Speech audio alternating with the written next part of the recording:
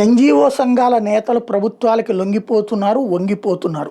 దాంతో టీచర్లు మాత్రమే యాజిటేషన్స్‌లో స్ట్రాంగ్‌గా ఉంటున్నారన్నటువంటిది జగన్ టైంలో కనబడింది. అప్పుడు ఎన్‌జీఓల సంఘాలు అంత పెద్ద యాక్టివ్ మూవ్‌మెంట్స్ ఏమీ చేయలేదు. కానీ టీచర్లు మాత్రం పెద్ద ఎత్తున ఉద్యమం విజయవాడలోని బీఆర్టీఎస్ రోడ్‌లో జరిగినటువంటి ఆ ఉద్యమానికి సంబంధించిన ఇష్యూ మనకు గుర్తుంటది.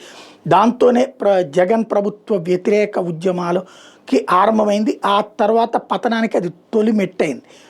తర్వాతన టీచర్లకు సంబంధించి అంత జగన్ ప్రభుత్వం ఓడిపోవడానికి ఆ ఎన్నికల సందర్భంలో వాళ్ళ చేతిలో ఉన్న సర్వశక్తులు ఒడ్డారన్నటువంటిది కూడా అందరూ నమ్మేటటువంటిది.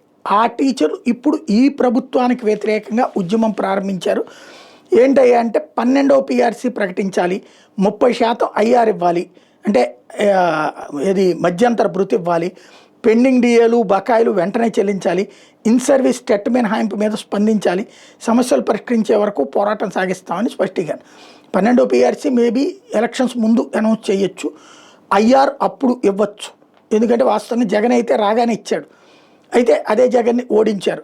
ఇప్పుడు వీళ్ళు 2 ఏళ్ళైనా కూడా ఇవ్వలేదు. వచ్చే ఏడాది కానీ ఆ పై ఏడాది కానీ ఇచ్చే అవకాశం ఉందంటున్నారు.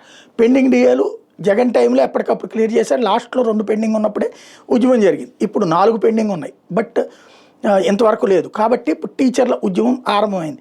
ఇన్ సర్వీస్ టెట్ మినహాయింపు సుప్రీంకోర్టుల దాకా వెళ్ళారు, కానీ మినహాయింపులు కుదరదని సుప్రీంకోర్టు తేల్చి చెప్పింది. కాబట్టి దాంట్లో ప్రభుత్వం ఏమీ చేయలేదు.